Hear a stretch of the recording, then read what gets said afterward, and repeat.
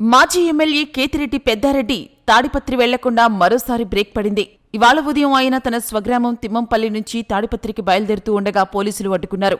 శాంతి భద్రతల సమస్య దృష్ట్యా తాడిపత్రికి వెళ్లవద్దని పోలీసులు ఆయనకు చెప్పారు. దీనిపై పెద్దారెడ్డి తీవ్రస్థాయిలో ఆగ్రహం వ్యక్తం చేశారు.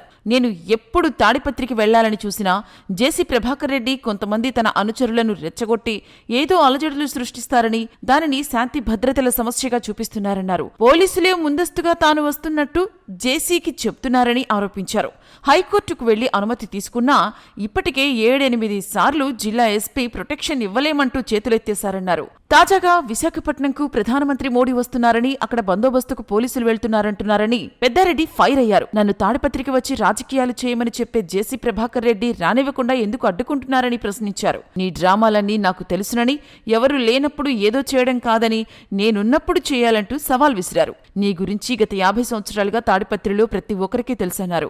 వైసీపీ కార్యకర్తలను గ్రామాలు విడిచి వెళ్లిపోవాలని పోలీసుల ద్వారా చెప్పిస్తున్నారన్నారు. విచ్చలవిడిగా గంజాయి, మట్కా వంటివి తాడిపత్రిలో రాజ్యమేలుతున్నాయన్నారు. ఇవాళ నన్ను తాడిపత్రికి రానివ్వకుండా అడ్డుకున్నా ఏదో ఒకరోజు ఖచ్చితంగా వస్తానని, ఆ రోజు తానేంటూ చూపిస్తానని పెద్దారెడ్డి అన్నారు.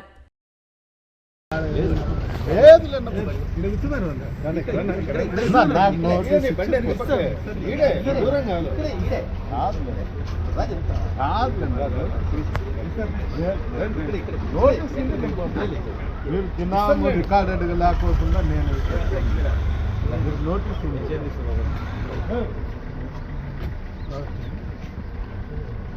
ఏంటి బాగాలేదు తిన్నాము. మీరు వచ్చేది నోటీసులా ఏంలే, ఏదో మీ అధికారులు చెప్పినారని. ఏంది ఇది?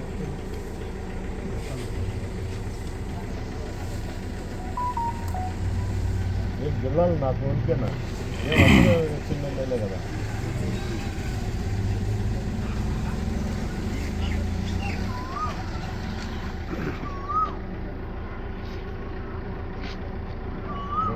లాండ్ ఆర్డర్ ప్రాబ్లం ఇప్పుడు నేను కంట్రోల్ చేస్తుంటే ఏంటంటే ఆడ కంట్రోల్ ఉంది, నేను పోతే ఇబ్బంది అనుకోవచ్చు.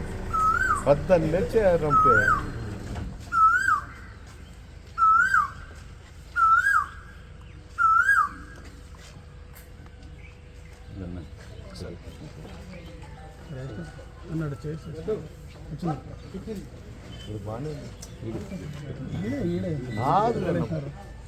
నాకు నోటీస్ ఉంది. మీరు నోటీస్ ఉంది. నాకు నోటీస్ ఇవ్వమంటే కాదు. కంప్లీట్గా ఉండేదానికి కారణాలన్నా చెప్పాలి కదా. వరకు లాండ్ ఆర్డర్ ప్రాబ్లం అంటే ఇప్పుడు లాండ్ ఆర్డర్ ప్రాబ్లం లేదా అదని చెప్పండి. లేదు అని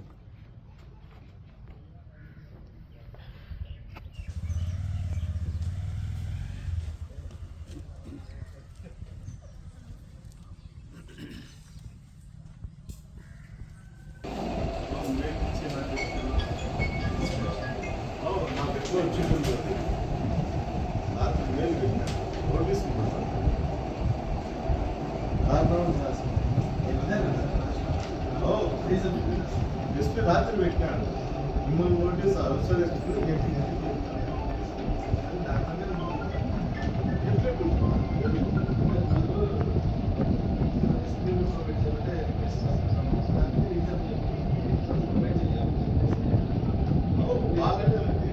నాకు అవసరం చేస్తాను ఏం చెప్పాలి మిమ్మల్ని అడుగుతాడే లేదనుకోండి.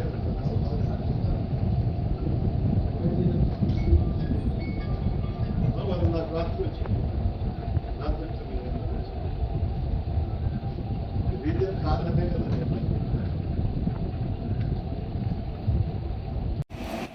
ఈ ప్రభుత్వం వచ్చినాక నేను తాడిపత్రికి కూడా పోవడం లేదు. నా సొంత నివాసం ఉన్నా కూడా అధికారులు అక్కడ పోయేదానికి నిరాకరిస్తా. ముఖ్యంగా లోకల్లో ఉన్నటువంటి జేసీ ప్రభాకర్ రెడ్డి నేను ఎప్పుడు తాడిపత్రికి పోవాలనేది అతనికి తెలిసిన, పోలీస్ అధికారులకు తెలిసిన, అతనికి ఇంటిమేషన్ ఇస్తా. ఆ ఇంటిమేషన్తో అతను కొంతమందిని ప్రోగు చేసి వాళ్ళతో ఏదో గలాట చేస్తాము అనే ఒక మెసేజ్ డిపార్ట్మెంట్ పంపించి డిపార్ట్మెంటు ఏదో జరుగుతుంది అనే దాని కింద నన్ను నిలబెట్టడం జరుగుతుంది, అవసరం చేయడం జరుగుతుంది.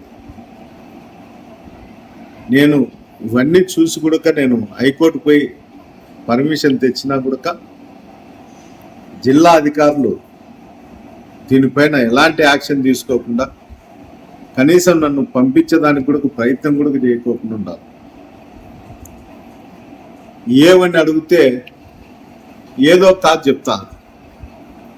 ఇప్పుడు కూడా నాకు కాదు చెప్పేది ఏమంటే వైజాగ్ ప్రధానమంత్రి వస్తున్నారు, ఆయనకు సెక్యూరిటీ పంపిల్ల, ఇక్కడ నుండి బందోబస్తు పంపిల్ల, అందువల్ల నేను నీకు ప్రొవైడ్ చేయలేకుండా అది పోయిన తర్వాత నేను చూస్తా అని చెప్తాను. ఈ విధంగా నాకు 7 సార్లు పెట్టాడు. అట్లా నాకైతే వీళ్ళు పంపిస్తారు అనే నమ్మకం అయితే లేదు. ప్రభాకర్ రెడ్డి ఏది చెప్తే దాంట్లోనే నడుచుకుంటున్నారు అధికారులు. ఇది ప్రజాస్వామ్యమా? పోలీస్ అధికారులు అయితే అందరికీ నీతులు చెప్తుంటారు, వాళ్ళకి దీని గురించి తెలుదా? ప్రజాస్వామ్య విలువలు దీని గురించి తెలుదా? వాళ్ళు ఇప్పుడు కొత్తగా ఏం చేస్తున్నారంటే ఒక 20 రోజుల నుండి ప్రతి ఒక్కరిని స్టేషన్కి పిలిచేది, మీరు గ్రామంలో ఉండాకండి, మీరు గ్రామాలలో ఉన్నా ఎక్కడన్నా టౌన్లో ఉన్నా బజార్లలో తిరిగితే వైఎస్ఆర్సీపీ కార్యకర్తలు వాళ్ళు కొడతారు, అందువల్ల మీరు ఊరు ఇడిచిపెట్టి పోండి అని చెప్పడం జరుగుతుంది. అంటే ప్రభాకర్ రెడ్డి ఏది చేయాలనుకుంటే అది పోలీస్ అధికారుల గుండానే జరుగుతుంది. పోలీస్ వ్యవస్థ అనేది ఉందే లేదో నాకు అర్థం కావడం లేదు. ఇంత దారుణంగా తయారైన ప్రభాకర్ రెడ్డి ఏం చెప్తాడంటే అప్పుడప్పుడు నువ్వు తాడిపత్రికి రా, రాజకీయాలు చేస్తే మేము కూడా చూస్తాము అని చెప్తాడు. అయ్యా, నేను తాడిపత్రికి వచ్చాక ఎప్పుడూ సంసిద్ధంగానే ఉండా. నువ్వు నన్ను చూసి భయపడి ప్రజలు పోలీసులను ఆశ్రయిస్తాండవు. నీ హైడ్రామాలన్నీ నాకు తెలుసు, నీతో ఏమీ కాదు. ఎవరన్నా లేనప్పుడు ఏదన్నా ఉన్నప్పుడు ఆ గుంపు చేయడము, దాని పోలీసులతో లాండ్ ప్రాబ్లం వస్తుందని చెప్పి చేయడము, నీ కథలు, నీ కథ అందరికీ తెలుసు. తాడిపత్రుల్లో 50 సంవత్సరాలు ఉన్న ప్రతి ఒక్కరికి నీ చరిత్ర తెలుసు.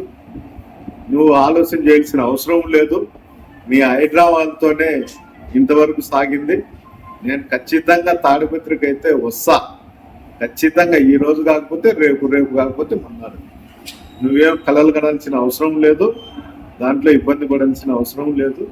నీ అతి తెలివితేటలు, నీ దగ్గర ఉన్నటువంటి అనుచరులతో ఏదో ఒకటి వాయిస్ ఇప్పించడము, నీచంగా మాట్లాడడము, రెచ్చగొట్టడము, ఇవన్నీ చేస్తాండవు. నువ్వు రెచ్చగొడితే నేను ఏదన్నా క్రైమ్ చేస్తా అని ఆలోచన చేస్తాండవేమో. నేను అలాంటి ఆలోచన కానీ అలాంటి క్రైమ్ జోలికి కానీ పోయే పరిస్థితి లేదు. ఏం చేసినా నువ్వు అమాయకుల జోలికి పోకోకుండా ఇంకో ఇళ్ళ మీదకి పోయి దాడి చేయకోకుండా ఉంటే మంచిది. అక్కడ అధికారుల మీద కూడా నువ్వు ప్రెజర్ తీసుకొచ్చి వైఎస్ఆర్సీపీ కార్యకర్తలను ఊరిడిపించేదానికో, తప్పుడు కేసులు పెట్టించేదానికో, మీ దగ్గర ఉన్నటువంటి ఏఎస్పీ గారికి కూర్చొని పంచాయతీలు చేసుకొని ఎవరిని కేసులో పెట్టాలా, ఎవరిని కేసులో పెట్టకూడదని కోరుకొని ఆ ఏఎస్పీ గారి మీ ఆలోచనే ఏఎస్పీ గారికి ఆలోచన, అంతకుమించి ఏరేదేం లేదు. అతను వచ్చి ఆడు ఉద్యోగం చేసిండేదో ఒక ఐపీఎస్ అధికారి టీఎస్పీకి వచ్చినాడంటే తాడిపత్రి ప్రజలంతా సంతోషించినారు. ఇక్కడ కాపాడుతాడనేది ఈరోజు ఆ పరిస్థితి లేదు. విచ్చలు విడిగా గంజాయి, మటక, గ్యాంబ్లింగ్ ఉంది. దీనికంతా ప్రభాకర్ రెడ్డి అనుచరులే ఇవన్నీ చేస్తారు, ఆ లబ్ధి చెందుతారు. కాబట్టి వాళ్ళ ఇంటి చుట్టూ కూడా ఒక సైన్యాన్ని పెట్టుకొని, ఆ సైన్యాన్ని పెట్టుకొని నువ్వు ఈ బుద్ధు అరాచకాలు చేస్తావు. నీ సైన్యము, నువ్వు, ఎవరు ఏమి చేయలేరు. ఆ పరిస్థితి వచ్చినప్పుడు ఆ దేవుడు కూడా ఎవరిని కాపాడలేడు. నువ్వు కూడా జాగ్రత్తగా నువ్వు భవిష్యత్తు ఆలోచన చేసుకో. ఈ రోజు ఉండే భవిష్యత్తు రేపు ఉండదు. నువ్వు ఆలోచన బుద్ధి, నువ్వేందో నాకు 74 ఏళ్ళు ఉన్నాయి, నేను ఏది చెప్తే అది జరుగుతుందని. నీకు 74 ఏళ్ళు ఉన్నాయి, నీ వయసు పోయింది, మతి భ్రమించింది. దయచేసి ఆలోచన చేసుకొని నువ్వు పరిపాలన చేయి. నీ మున్సిపాలిటీలో డ్రైనేజ్ పొర్లుతున్నాయి, కొలాయిలలో కల్తీ వాటర్ వస్తున్నాయి, ఇబ్బందిగా ఉంది. పెన్నా నది ఒక మున్సిపాలిటీ డ్రైనేజ్ మాత్రం తయారైంది. దయచేసి నువ్వు అభివృద్ధి వైపు చూడు, కానీ కక్షలు కార్పణాల వైపు చూడకూడదని తెలియజేయడం.